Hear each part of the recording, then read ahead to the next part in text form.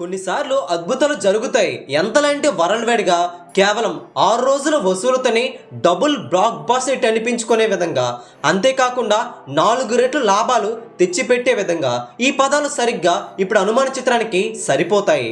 తేజ సజ్జ ప్రశాంత్ వర్మ కాంబోలో వచ్చిన హనుమాన్ చిత్రం ప్రపంచవ్యాప్తంగా ఓచకోత కోస్తుంది. డే 1 13,77,00,000 షేర్ వస్తే డే 5 బాక్స్ ఆఫీస్ దగ్గర 10,44,00,000 వసూలైతే షేర్ రూపాయలు అందుకొని సినిమా ఎంత స్ట్రాంగ్గా హోల్డ్ చేస్తుందో అర్థమైపోతుంది.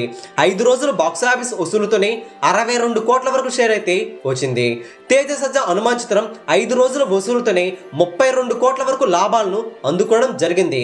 ఇక 6వ రోజున ఈ హనుమాన్ చిత్రం టోటల్ ప్రపంచవ్యాప్తంగా ఈ రోజున వసూలు చాలా స్ట్రాంగ్గా ఉన్నాయి. బాక్స్ ఆఫీస్ దగ్గర 80% ఫీలింగ్స్తో దుమ్ము లేపేసింది. ఓవరాల్గా చూసుకుంటే ఇది చాలా స్ట్రాంగ్ హోల్డ్ అని చెప్పాలి.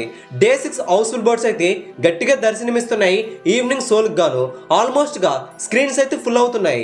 డే 6 ప్రపంచవ్యాప్తంగా 8,50,00,000 వరకు షేర్ అయితే కన్ఫర్మ్ అయింది.